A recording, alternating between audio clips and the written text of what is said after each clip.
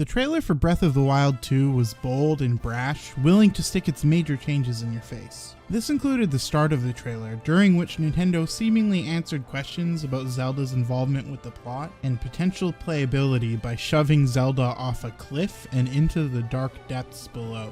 In the first trailer, Princess Zelda accompanies Link into the caves where they stumble upon what is presumed to be Ganon's corpse. And then as the corpse comes alive and attacks Link, we see the ground cave in and Zelda with it. The first trailer left us with the sense that there was a possibility that Link saved Zelda, as we see him grab her hand and the green arm grab Link's hand, but in the new trailer we see the truth.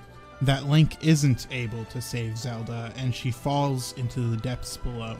This video will be the first in my two-part series on Princess Zelda as seen in the Breath of the Wild 2 trailer. This video will explore what could have happened to Zelda after she fell, and what role she could play from a story perspective, and the next video will dive into the prospects of a playable or interactive Zelda after what we've seen in the second trailer.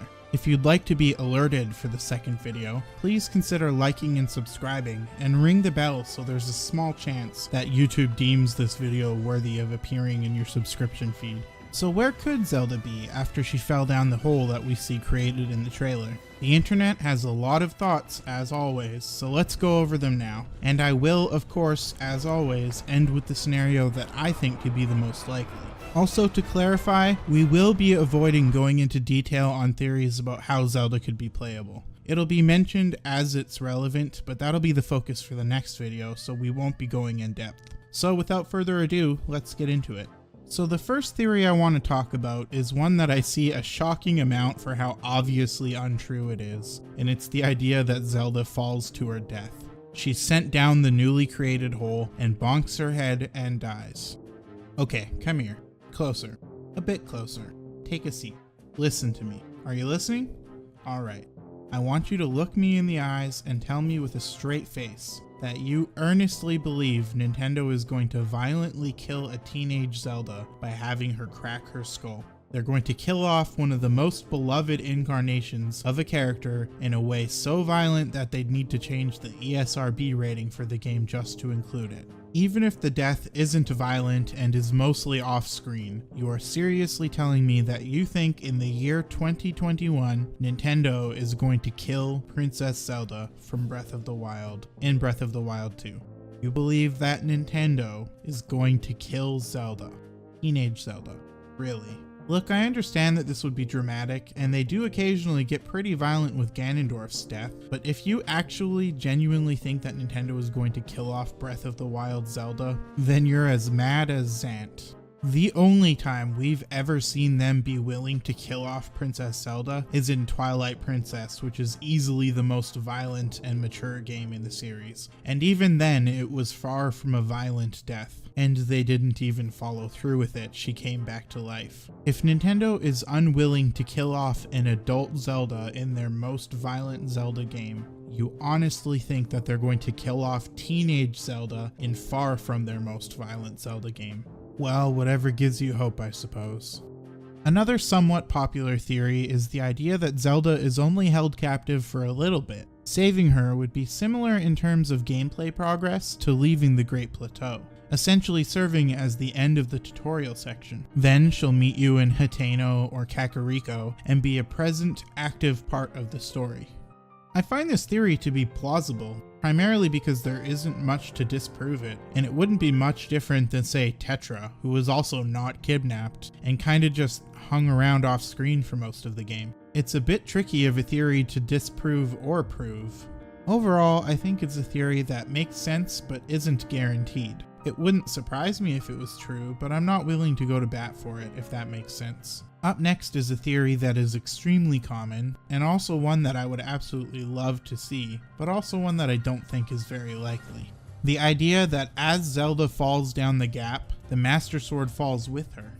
If you watched my video on what happened to the Master Sword, you'll recognize this theory. It is a bit suspect because we see the Master Sword firmly on Link's back as she falls, but it also seems like Link himself falls at one point, so it's hard to say. Anyways, the idea is that she falls down this hole into either the depths of Hyrule or into the bottom of Hyrule Castle, depending on where you think the cave is. Zelda falls to some point far down and awakens, lost. Nearby, she finds the Master Sword.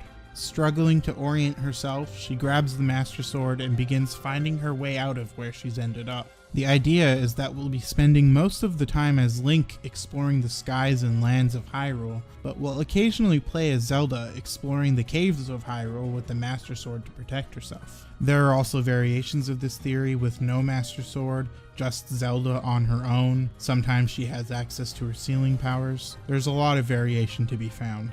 Perhaps while she's exploring, she discovers some hidden truth about Hyrule, or discovers a secret method for defeating Ganon once and for all. Or maybe she's simply looking for a way out. What does this theory have going for it? Well, the main thing is that it's something a lot of us, myself included, would absolutely love to see. I've wanted a playable Zelda for a long time, and this Zelda in particular is proactive in a way the other Zeldas, barring maybe Tetra, really aren't. So this would allow us to get to play as a Zelda that saves herself, and that would be very cool. The primary evidence is that Link doesn't have a Master Sword in the trailer as we discussed before, and honestly that's really it. I love this theory and I would adore it to be true, but it just doesn't seem very likely to me. Firstly, it just doesn't look like the Master Sword falls. It seems to be a stretch to believe that it does, since the last place we see it is very firmly on Link's back. And even considering the fact that Link likely fell, he'd have to be falling face first to have the sword slide out, and we see the hand catch him while he's still feet down. It is still possible that Zelda could be exploring her way out of her predicament sans Master Sword, or maybe with Sans, but it just doesn't seem very likely to me. I think something would have hinted towards it in either of the trailers, and it just kind of seems like the thing that's a bit too good to be true. However, I would be very pleased to be proven wrong on this front.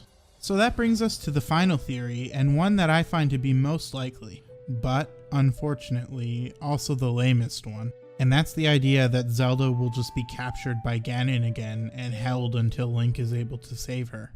Maybe they'll frame it differently, maybe Zelda will spend the time holding Ganon in place again, similar to before, or perhaps she's trapped in another realm and returns in time to help Link with the final battle. There are a few different ways they could go about it, but the core idea is that Zelda is incapacitated and needs saving again by Link.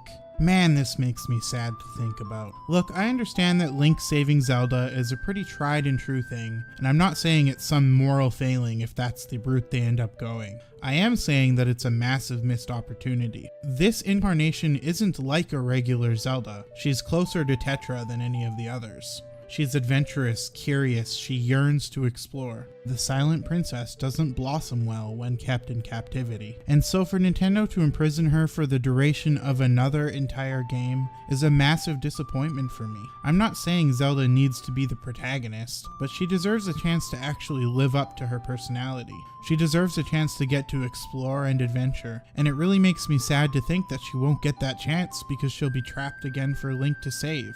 She doesn't even need to have a major direct impact on gameplay, though I'd certainly like her to. But I'd be happy just seeing her on a parallel adventure that we occasionally hear about, similar to her Skyward Sword counterpart.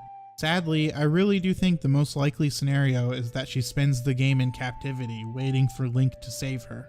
The one idea that could stem from this that I actually do like is the idea that Ganon possesses Zelda, similar to Twilight Princess, and we have to fight against her in the end boss. People also mention this as another moment where Zelda could die, but I find this just as silly as the previous suggestion of her death. However, I do love the idea of having to fight malice-infected Zelda. I think it'd be fantastic. It would still not make up for the sadness I'd feel from Zelda being relegated to captivity, but it would help lessen the blow. And those are the ideas I've seen relating to how Zelda might relate to Breath of the Wild 2. What do you think? Will Zelda be an active, permanent part of the game? Will she be trapped underground and playable? Or will she smash her head and die? Let me know what you think in the comments down below. One last thing for you to ponder as I let you go. She falls with a malice-engulfed Ganondorf and the Master Sword. She gets the Master Sword and attacks Ganondorf as they fall. They reach a giant lake. Then they fight for days, all the way to the top of the mountain, where she slays him, but she also dies herself. She returns as Zelda the White. Thanks for watching. Stay safe out there. It's dangerous to go alone.